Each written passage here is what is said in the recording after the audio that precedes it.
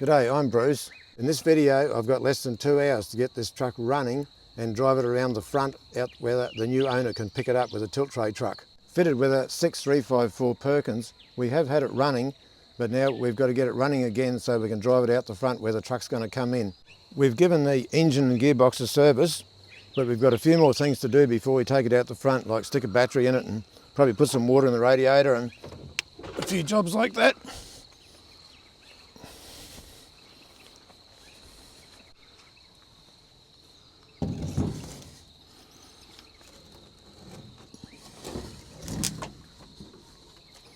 It is a pretty good starter, this engine, but it has been sitting for a while, so the fuel might have leaked back to the tank. Just got to work out what I'm going to need. I'll take the battery terminal brush over so I can give that a clean. Some of this electric cleaner solvent, some WD-40 so we can give them another spray before they go to the new owner, stop the bolts from going rusty. Some rag to check the engine oil. This will be enough to do something. And we'll go back around here again.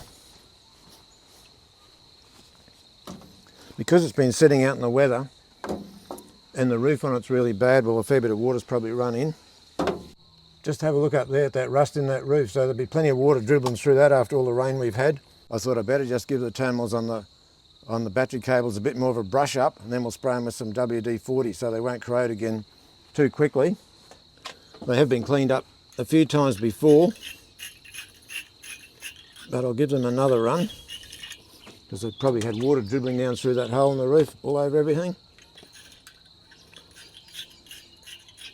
I'm going to give them a quick hit with this electronic cleaning solvent. Let that dry off a little bit. Then I'll add a bit of a wipe off. I can see the bolt is ready to go rusty already, so put a bit of WD-40 on everything there to try and see that it doesn't corrode up too quickly.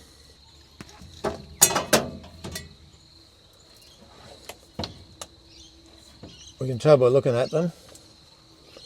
Positive is always bigger. That's positive, that's negative. Of course, when you go to put them on the battery, you can easily see that once you go to place them on the battery. Just have to get a shifting spanner and tighten them up a little. I couldn't find my shifting spanner straight away, so I had this sitting in the back of the Suzuki, and a double-ended ring should do the job.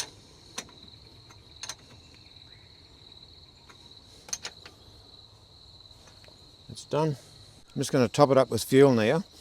So I thought I might put a bit of fuel doctor in there. When we start it and drive it out there, some of this will be left in the fuel filter and in the injector pump. And if it's going to sit for a while, that might help stop any algae or anything growing in the filter or in the injector pump. So I'm just going to put some of that in now. It doesn't look like much, but that's probably a fair bit for a 10-litre tank. Go and pour that in now.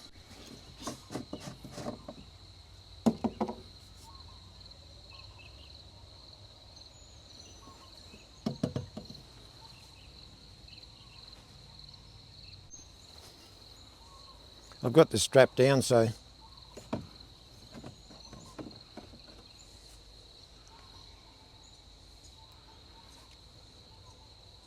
yeah, it looks like it's down about there.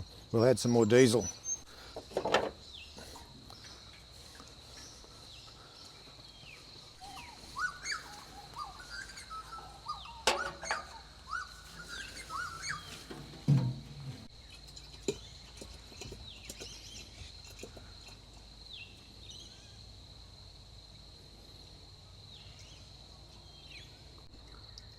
I probably should have a funnel for this, but I'm in a bit of a hurry today.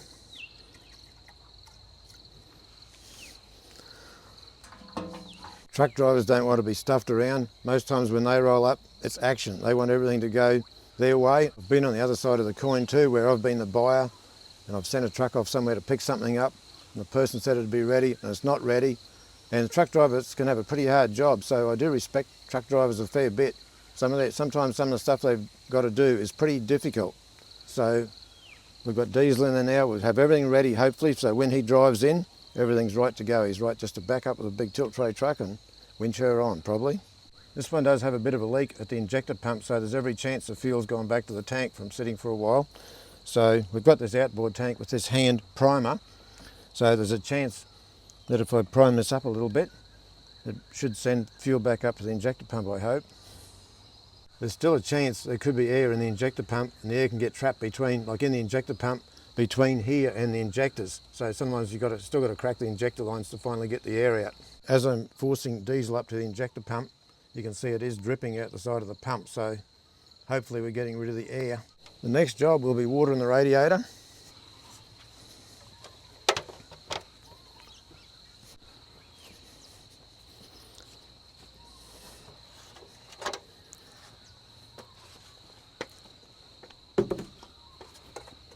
If you can see down inside the radiator, we can see the core, and the water's obviously below the core. So we'll put some more water in. That way we know it's got some water in the block too. We don't know how long he's going to run at his end after he unloads it. It's got a bit of a leaking water pump, and we've told the fellow that, so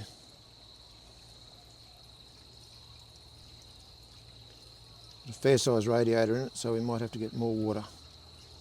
Water pump looks to be a fair way below the top tank.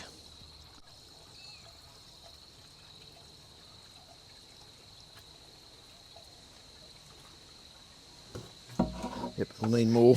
I'll just take this back up and get some more water. Might make it a little bit quicker.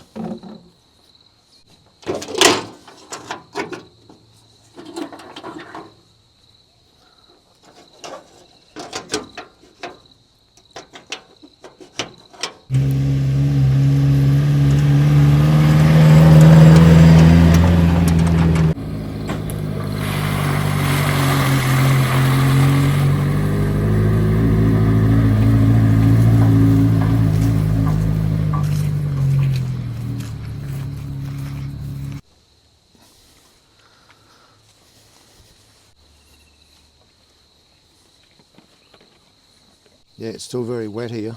The Suzuki's still in four-wheel drive, driving around here. And the fellow with the tilt tray truck, there was no thought of him coming in there to pick it up from this position. And you'd only have to have his truck bogged, and I don't think 2 tractors would be enough to pull it out. Here, now we're starting to make headway. Rightio, we know that's right.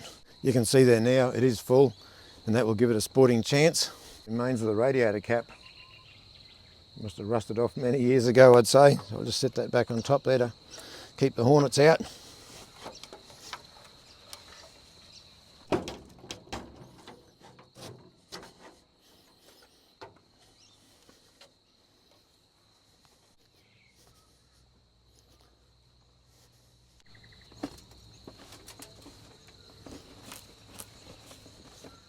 I've got my spanner wrap here in case I've got to bleed the injectors. So I've got that there. It's a bit of a job to get in and out of this thing for me.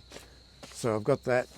And originally I used to have to get down and short the starter to get it to go, but now we've got this button up on here, so that'll make the job a lot easier. Next up, we'll give the oil a quick check.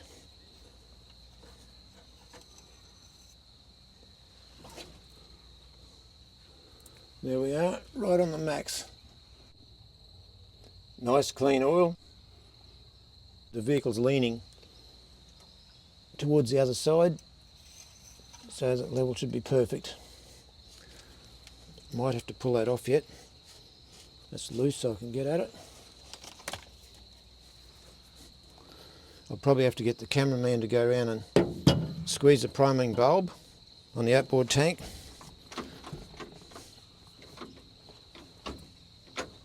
Looks like we're in neutral. I'll soon know when I hit the starter anyway. Heap of sparks coming off down here.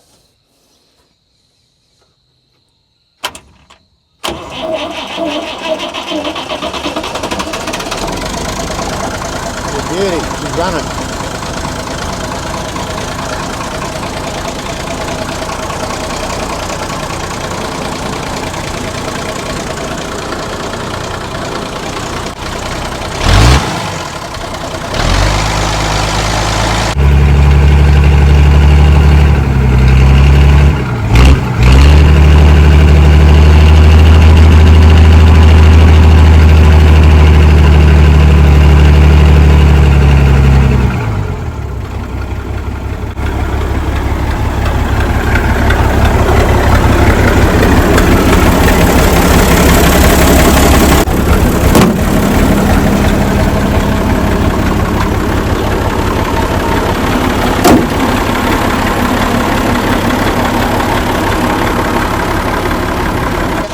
go. These Perkins are a really good running engine. Never need to use Aerostart or anything. Cranked her a bit and away she went.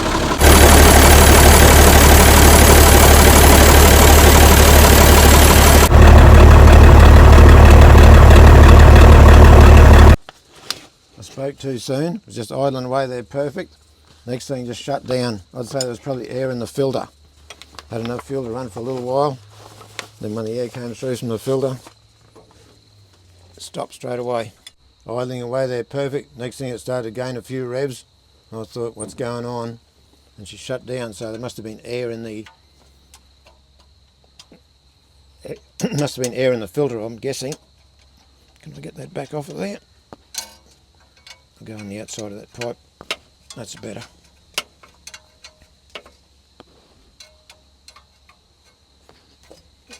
I'll be lazy and just crack a couple.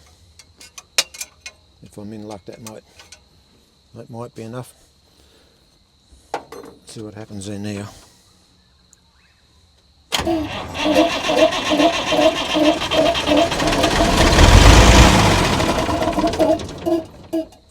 I may have to get the cameraman to go around and squeeze the priming bulb.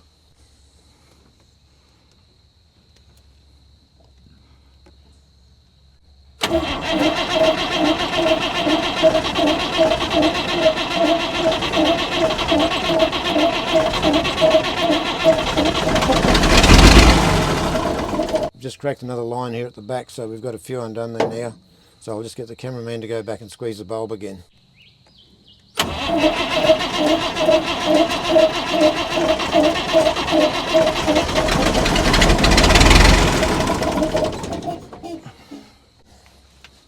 Righto, we'll have another go.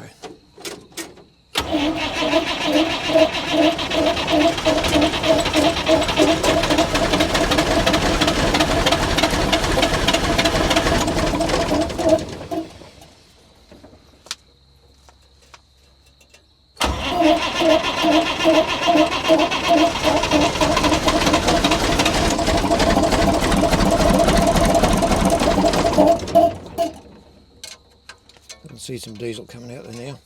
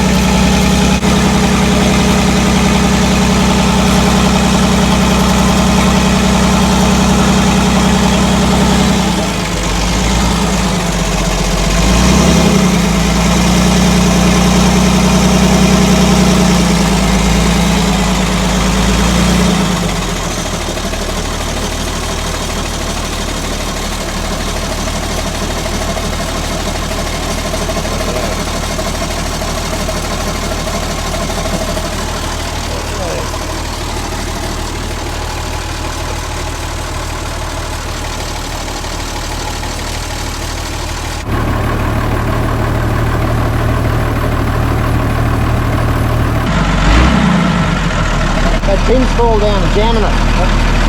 Clutch pin is jamming the throttle.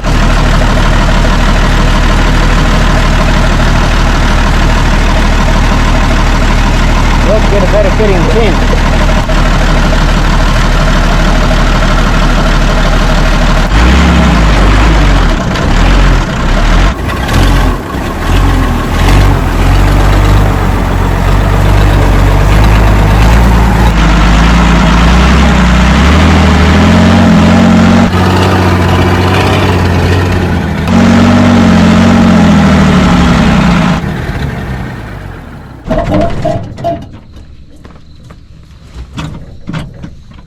Must have more air in the system.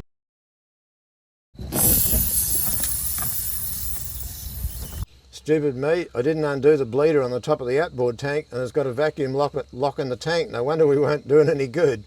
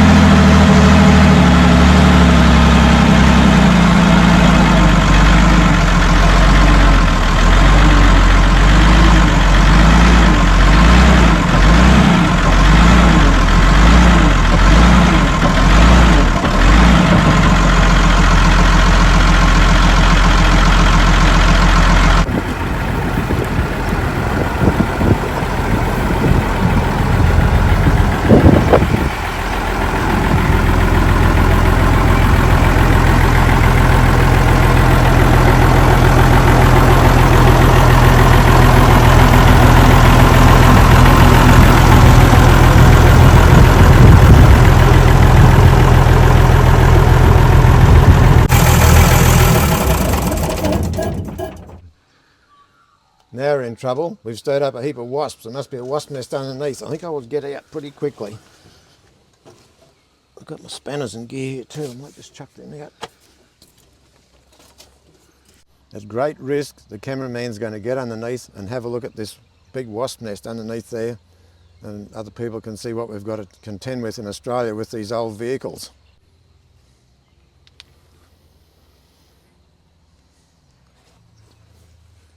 Just have a look at that for a monster wasp nest. We knew they were under there somewhere because once we started mucking around, there's a few wasps started to circulate around.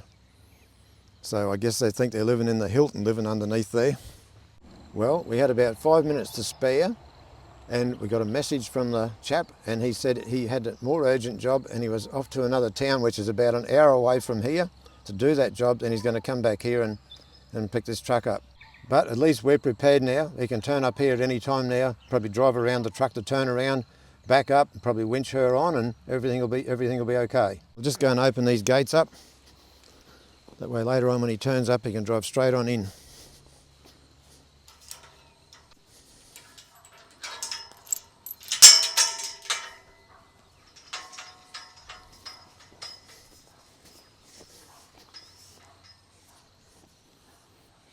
Rightio.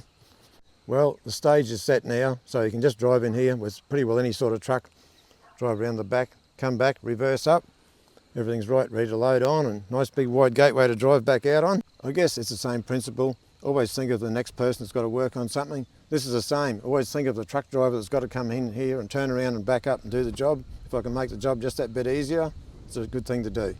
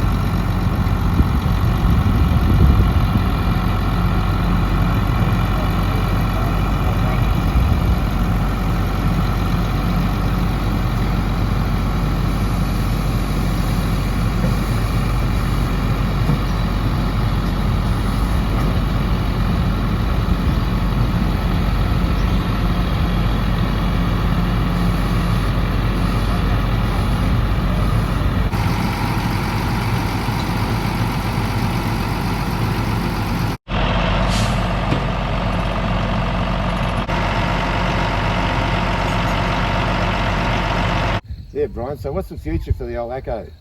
Oh, I mainly use it for parts to restore possibly my other two. Might even see about using this one as a base for conversion. Yeah, I see. Yeah, and do a cab swap. yeah. Oh, well, it's certainly got a rusted out cab, but I think the engine should be okay. The transmission's probably not much good. Yep. We don't really know about the diffs or anything because we haven't been out on the road to see whether they're going to... I'll test them out. Yeah, whether they're going to have lines or grinds or anything in them. Yep. But I'm most happy to see it's going to go to some fellow like you that's probably going to use parts off it or do something with it rather than go to the scrap metal yard and get the big book. Certain bits might. Well, bits like the cab, if you can take all the bits off.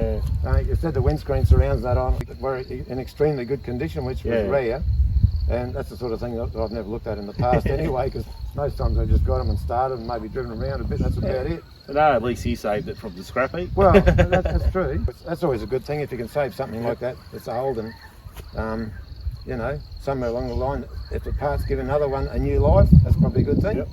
Yeah, and what sort of other Accos? Have you got petrol ones, I guess? Was it Yeah, both petrol 6-wheel drive. Oh, yeah?